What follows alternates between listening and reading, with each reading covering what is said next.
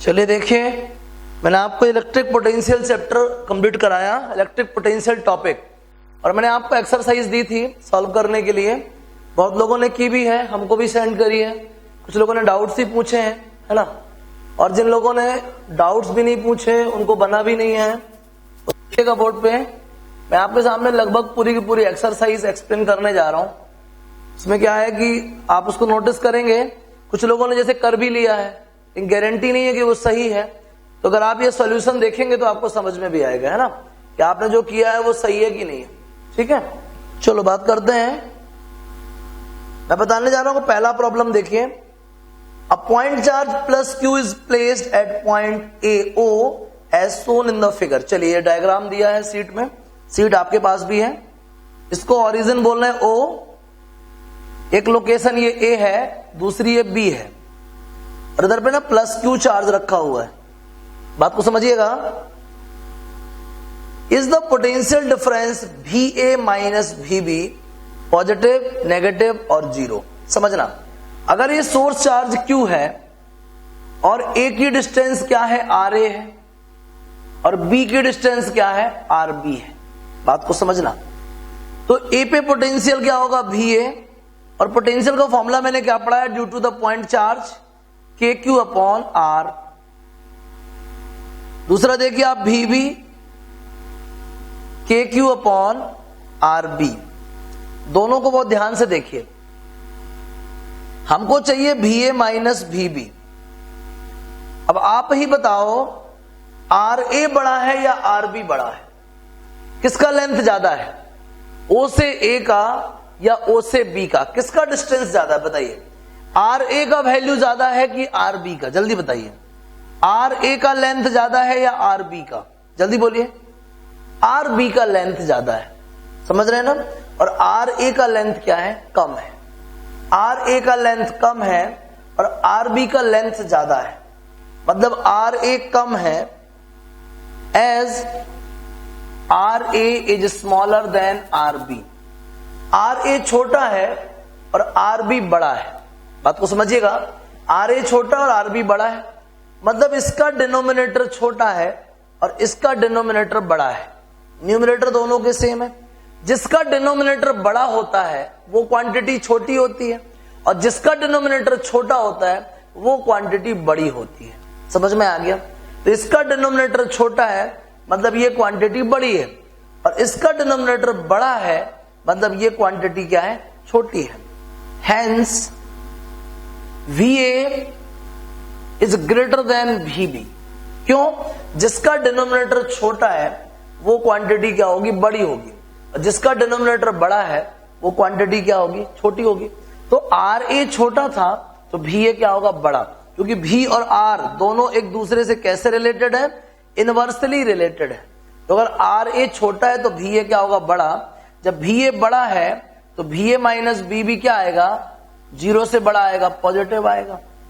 मतलब we B को transpose कर दिया, थोड़ी देर के लिए समझिए, ट्रांसपोज नहीं बोलते उसको। मैंने आपको इनइक्वालिटी पढ़ाई थी, मैथ्स वालों को ध्यान रखिएगा। फिर भी सीधा है यार, ये वी ए बड़ा और वी बी छोटा है, बड़े से छोटे को माइनस करोगे तो क्या आएगा, पॉजिटिव आएगा। क्या आएगा, पॉजिटिव। तो क्या निकला आंसर भाई पहले वाले का, कि V A minus V B क्या होगा, पॉजिटिव होगा। ठीक है, आगे समझेंगे।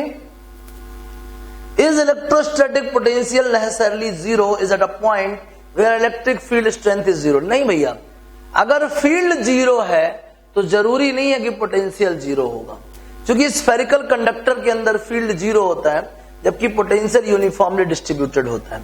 तो ये सिचुएशन गलत है। हर जगह जहां फील्ड जीरो हो वहां पोटेंशियल जीरो नहीं होता है। तीसरे में आइए, the potential due to a dipole at any point on its axial line. समझिएगा आप, ये माइनस क्यू है, ये प्लस क्यू है, ये मिडिल है, इसको ए बोलते हैं, इसको वो ए बोलते हैं। मिडिल से आर डिस्टेंस पे कोई पॉइंट पी है, उस पी पॉइंट पे हमको ए और बी की वजह से पोटेंशियल निकालना है। तो मैं पढ़ा चुका हूं आपको एक्सियल पोजीशन पे पोटेंशियल का फॉर्मूला क्या होता बताइए, केपी अपॉन आर स्क्वायर। क्या होता बताइए, KP upon R square. Axial position पे पोटेंशियल का फॉर्मूला क्या होता है, केपी अपॉन आर स्क्वायर। अब ना तो पी जीरो है और ना ही आर जीरो है, तो भी 0 नहीं होगा। मतलब है एक्सियल में डाइपोल की वजह से पोटेंशियल 0 नहीं होता है। ये कहता है 0 होता है, गलत कहता है ये। तो पहला भी मिल गया आपको, दूसरा मैंने बता ही दिया, ये जरूरी नहीं है, और तीसरा भी मालूम चल गया कि 0 नहीं है, ठीक है ना, नॉन जीरो है। चलिए फोर्थ में आइए। A charge Q is moved from a point A, diagram दिया है, above a dipole of dipole moment P to a point B below the dipole in equatorial line plane without acceleration, find the work done in this process। ठीक है, आप बात को समझो। ये रखा है डाइपोल आपके पास, ये -Q है और ये +Q है। इधर पे ना कोई लोकेशन A है और दूसरा लोकेशन B है। इधर पे कोई चार्ज रखा था, इस पॉइंट पे इस डाइपोल की वजह से जो पोटेंशियल है वो क्या है, 0 है, और इस पॉइंट पे इस डाइपोल की वजह से जो पोटेंशियल है क्या है, 0 है। तो इसका पोटेंशियल भी 0, इसका पोटेंशियल भी 0। मतलब दो इक्वल पोटेंशियल वाले लोकेशंस में अगर चार्ज मूव करता है, इसका मतलब है कि कोई वर्क नहीं करना पड़ेगा। मतलब वो कहां मूव कर रहा है, इक्विपोटेंशियल सरफेस पे मूव कर रहा है। कहां मूव कर रहा है वो, इक्विपोटेंशियल सरफेस पे, और वहां पे क्या होगा, उसको कोई वर्क नहीं करना पड़ेगा। आया समझ में? क्या समझ में आया? अगर ये Q चार्ज इधर से इधर मूव करता है तो कोई वर्क नहीं करना पड़ेगा। क्यों? इनकी दोनों लोकेशंस का पोटेंशियल क्या है, सेम। इक्वल पोटेंशियल वाले पॉइंट्स में ट्रैवल करने के लिए कोई वर्क नहीं करना पड़ता। आया समझ में? तो ये कहानी थी भाई। चलो आगे देखो, फॉर्मूला अगर याद है तो क्वेश्चन बन जाएंगे, घबराने की जरूरत ही नहीं है। चलो आगे आ जाओ। Problem number 5, why are electric field lines perpendicular at a point on equipotential surface. चलिए, हालांकि मैं ये चीज आपको बता चुका हूं पहले, प्रॉपर्टीज ऑफ, देखो जो एक्सरसाइज है ना, इसकी सारी चीजें मैं आपको बता चुका हूं, याद रखना। ये सिंपल एक्सरसाइज है। अभी जब अपन कैपेसिटर पढ़ लेंगे ना तो बहुत सारे क्वेश्चन मिलेंगे अपन को, और उन बहुत सारे क्वेश्चंस को अपन तरह तरह से सॉल्व करेंगे, बहुत अच्छे तरीके से सॉल्व करेंगे, बहुत हर स्टैंडर्ड के प्रॉब्लम्स मिलेंगे। क्वेश्चन में पूछता है कि जो फील्ड है वो इक्विपोटेंशियल सरफेस के हमेशा परपेंडिकुलर क्यों होती है। समझो, ये है आपका इक्विपोटेंशियल सरफेस। पहले एनालिटिकली समझो। हमको मालूम है dV इक्वल होता है E dot dr। dV equal क्या होता है, E dot dr at equipotential surface. Equipotential surface किसको बोलते हैं, जिसके हर पॉइंट का पोटेंशियल क्या हो, सेम हो। इक्विपोटेंशियल सरफेस किसको बोलते हैं, जिसके हर पॉइंट का, जिस सरफेस पे हर पॉइंट का पोटेंशियल सेम हो, उस सरफेस को हम क्या बोलते हैं, इक्विपोटेंशियल सरफेस बोलते हैं। क्या बोलते हैं, इक्विपोटेंशियल सरफेस बोलते हैं। अब जब यार हर पॉइंट का पोटेंशियल सेम है तो चेंज इन पोटेंशियल कितना होगा, 0। जब हर पॉइंट का पोटेंशियल सेम है तो चेंज इन पोटेंशियल क्या होगा, 0। मतलब हर पॉइंट का पोटेंशियल सेम है, मतलब पोटेंशियल में कोई चेंज नहीं है, कोई चेंज नहीं है, मतलब पोटेंशियल का चेंज 0 है। और डीवी का फॉर्मूला होता है E डॉट dr, मतलब E और dr का प्रोडक्ट क्या है, 0 है। दो वेक्टर्स का डॉट प्रोडक्ट 0 है। यार दो वेक्टर्स का डॉट प्रोडक्ट 0 कब होता है, जब E और dr क्या हो, म्यूचुअली परपेंडिकुलर हो। तो यार ये फील्ड लाइन है, ये dr है पोटेंशियल में, सरफेस में, तो E और dr के बीच में कितना एंगल होगा, 90 डिग्री होगा। क्या होगा, 90 डिग्री। एक दूसरा रीजन भी बताता हूं। ये सरफेस है, चलो ये जा रहा फील्ड, कौन जा रहा है, ये फील्ड जा रहा है। समझना बात को, परपेंडिकुलर नहीं है, समझ लो ये थीटा एंगल से है। ये क्या हो जाएगा, E cos थीटा, और ये क्या हो जाएगा, E sin थीटा।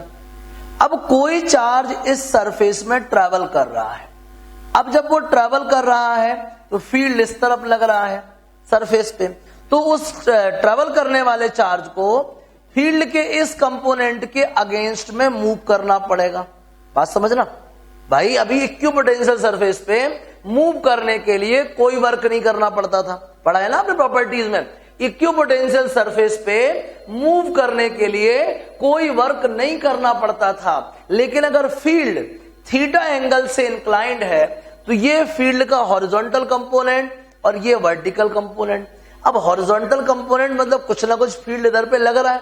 अगर कोई चार्ज मूव करेगा तो उसको इसके अगेंस्ट में मूव करना पड़ेगा, और जब हम किसी के अगेंस्ट में मूव करेंगे तो कुछ ना कुछ वर्क भी करना पड़ेगा। जबकि क्या कहा जाता है कि किसी भी इक्विपोटेंशियल सरफेस पे मूव करने के लिए वर्क करने की जरूरत नहीं होती। लेकिन अगर ई के हालात ऐसे रहे तो हमको इसके अगेंस्ट क्या करना पड़ेगा, वर्क करना पड़ेगा। मतलब वर्क नॉन जीरो आएगा, जो कि हो नहीं सकता। मतलब फाइनली यही है कि ई ऐसे नहीं है, ई ऐसे ही होगा, नहीं तो वर्क ना करना पड़ता होता, मतलब वर्क नहीं करना पड़ता है, ठीक है ना। तो इसका मतलब है ई ऐसे नहीं हो सकता, ई परपेंडिकुलर ही होगा। समझ में आया? चलिए आगे बात करते हैं। क्योंकि प्रैक्टिकली हमने कुछ और देखा है, इस बात को कैसे मान सकते हैं। चलिए नेक्स्ट प्रॉपर्टी पे आते हैं। नेक्स्ट क्वेश्चन क्या था समझिएगा। नेक्स्ट क्वेश्चन है draw a plot showing the variation of field and potential. आपको याद हो जब मैंने एनसीईआरटी डिस्कशन किया था तो एक ग्राफ बनाया था। बात को बहुत ही गंभीरता से समझिए, घबराने की जरूरत नहीं है। ई का फॉर्मूला KQ/R। मेरे पास एक स्टूडेंट का कॉल आया था कि सर हम लोग बायोलॉजी वाले हैं, बहुत सारी चीजें हम लोग को समझ में भी नहीं आ पाती मैथमेटिकल, तो कृपया करके आप उन मैथमेटिकल चीजों को भी डिस्कस किया करें। बहुत अच्छा काम किया बेटा, आपने हमसे क्वेश्चन पूछा। मैं ये इसलिए बता रहा हूं कि क्लास के जो बच्चे अपनी वीकनेस के बाद भी हमसे डाउट नहीं पूछते, उनको कुछ मनोबल मिले वो डाउट पूछे। अगर आप डाउट पूछोगे तो हमको अच्छा लगेगा, हम आपको और भी अच्छे तरीके से बताएंगे। हमको बहुत सारे आइडियाज आते हैं इस प्रॉब्लम को सॉल्व कराने के, तो अगर आप अपनी प्रॉब्लम हमको बताओगे तो जरूर हम आपको बहुत ही अच्छे ढंग से पढ़ाएंगे, ठीक है ना। आपकी जितनी भी प्रॉब्लम्स है हमको तुरंत मैसेज किया करिए, बहुत ही अच्छे ढंग से बताऊंगा मैं, ठीक है ना। चलिए हमारे पास ये पोटेंशियल का फॉर्मूला है, ये तो कांस्टेंट है, मतलब ई आर के साथ इनवर्सली प्रोपोर्शनल है, ठीक है। ई नहीं सॉरी यार, वी गलत लिख दिया, सॉरी वी। अब समझो ई इलेक्ट्रिक फील्ड क्या होता है भाई, KQ/R²। ये सब कांस्टेंट है, ई इनवर्सली प्रोपोर्शनल टू R²। चलिए मैं आपको एक चेंज दिखाने जा रहा हूं। मान लीजिए R का वैल्यू हाफ है तो V का वैल्यू क्या हो जाएगा, 2V, ठीक है ना। R का वैल्यू 1/4 है तो V' क्या हो जाएगा, 4V। आगे बात करते हैं। अगर R का वैल्यू हाफ है तो E क्या हो जाएगा, 4E। समझ गए ना। अगर R का वैल्यू 1/4 है तो E क्या हो जाएगा, 16E। बात को बहुत अच्छे समझो।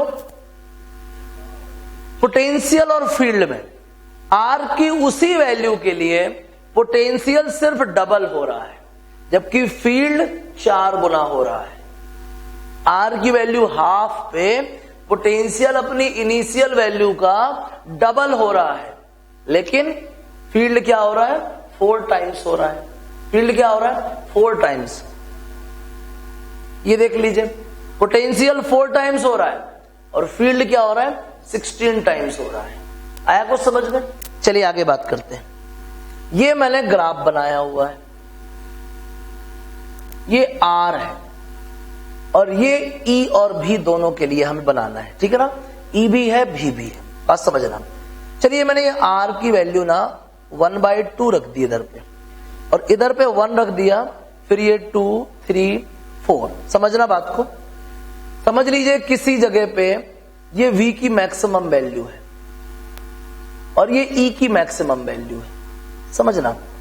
लेकिन जब हाफ की बात करेंगे तो V पीछे होगा और E क्या होगा, आगे होगा। कैसे समझो, जैसे मान लीजिए अपन बात कर रहे हैं हाफ पे, R की वैल्यू हाफ हो गई। अगर R की वैल्यू हाफ है तो V' की वैल्यू क्या हो जाएगी, ऐसा समझो। R की वैल्यू हाफ है तो V' क्या आएगा मालूम आपको, 2KQ आएगा। क्या आएगा, 2KQ। और ये क्या आएगा, 4KQ। मतलब E की हाइट ज्यादा होगी, तो समझिए ये E है उस पॉइंट पे और ये क्या है, V है। आया समझ में। हाफ पे ही ये क्या है, कौन है ये है V और ये क्या है, E। आगे समझो, इधर पे आ जाओ, इस लोकेशन पे भी E कहां रहेगा, ऊपर रहेगा और भी कहां रहेगा, नीचे रहेगा। बात को समझिएगा, ये ऐसा आ रहा है और ये कौन आ रहा है, ई आ रहा है। और ई क्या है, लगभग लगभग क्या है, इससे क्लोज होता चला जा रहा है, ठीक है ना, आर की वजह से। और ये दोनों क्या है, इधर पे आके टकरा गए, किस पे, 1 पे आके ये टकरा गए। और ई जो अभी आगे आगे चल रहा था वी के, ठीक है ना, अब क्या हो गया, ई क्या हो गया, पीछे पीछे हो गया, और भी क्या हो गया, आगे आगे हो गया।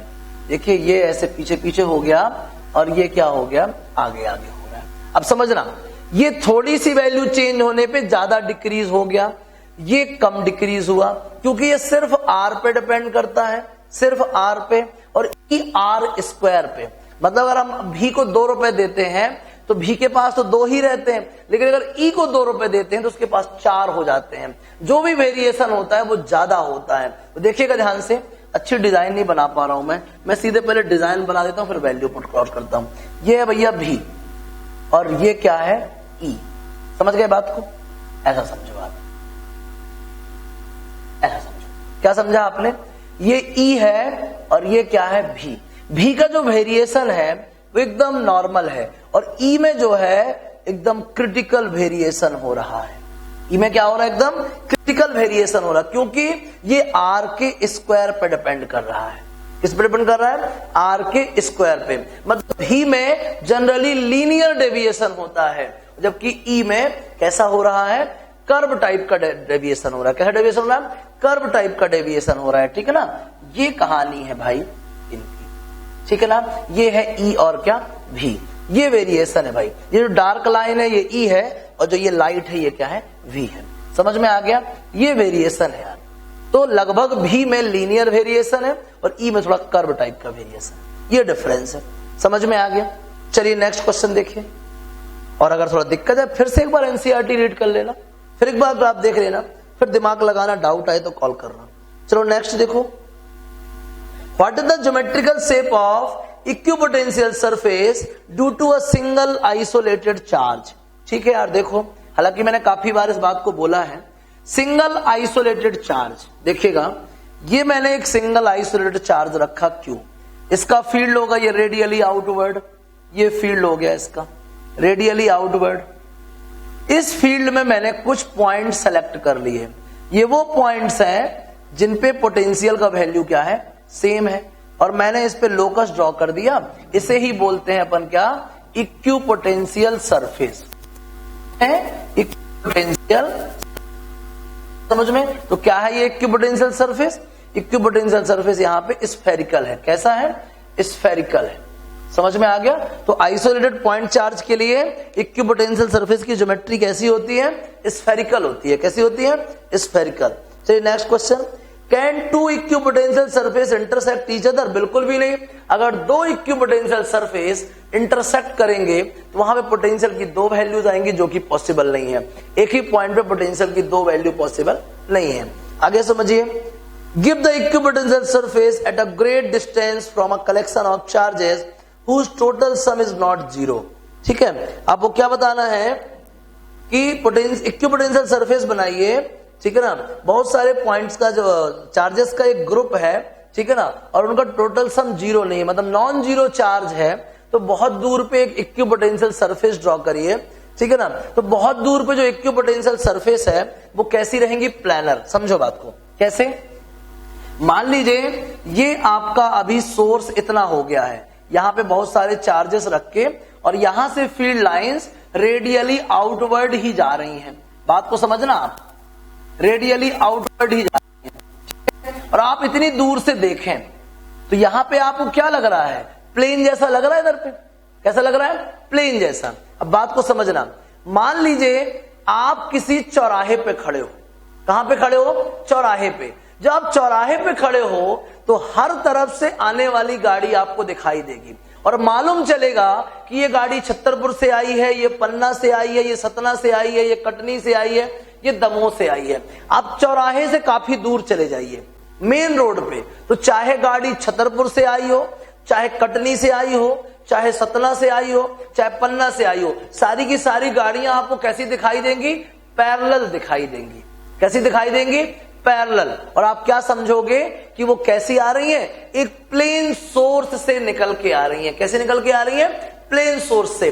तो अगर आप बहुत सारे सिस्टम ऑफ चार्जेस की वजह से या किसी सिस्टम ऑफ चार्जेस की वजह से अगर अपन फील्ड लाइन देखें, जब ये फील्ड लाइन निकलती हैं और बहुत दूर पे खड़े होकर हम इन फील्ड लाइंस को आता हुआ देखें, तो ये सारी फील्ड लाइंस हमको पैरेलल दिखाई देंगी। उस समय पे अगर हम कोई सरफेस ड्रॉ करते हैं तो ये सरफेस हमको क्या दिखता है? एक प्लेन दिखता है। क्या दिखता है? प्लेन, रेक्टेंगुलर प्लेन दिखता है। क्या दिखता है? ये रेक्टेंगुलर प्लेन दिखता है। आया समझ में? ये कहानी है। आगे आ जाओ। इसके बाद नेक्स्ट क्वेश्चन है 2 point charges 3 microcoulomb and -3 microcoulomb are placed at points A and B 5 centimeter apart. Draw the equipotential surfaces of the system. Simple है यार, ये तो -3 और +3 को रखवाया है, मतलब डाइपोल जैसा सिस्टम बना दिया इन्होंने। कैसा बना दिया? डाइपोल जैसा बना दिया। ऐसा देख लो यार, ये रखा है -3 और ये रखा है +3, दोनों के बीच में 5 सेंटीमीटर है। चलो चलो, ये इनका चारों तरफ का रेंज होगा। ये बन गया भैया इक्विपोटेंशियल सरफेस। कैसा बनेगा? लगभग सिलेंड्रिकल बनेगा। कैसा बनेगा? सिलेंड्रिकल। ठीक है ना? इस तरीके से डाइपोल टाइप का सेटअप बनता है पॉइंट चार्जेस का, उनकी वजह से इक्विपोटेंशियल सरफेस कैसा बनता है? सिलेंड्रिकल बनता है। कैसा बनता है? सिलेंड्रिकल। चलिए नेक्स्ट क्वेश्चन देखिए।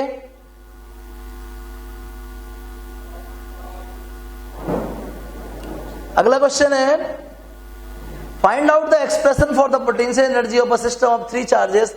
सिंपल है बेटा, देखो पोटेंशियल एनर्जी का मैंने आपको बता ही चुका हूं।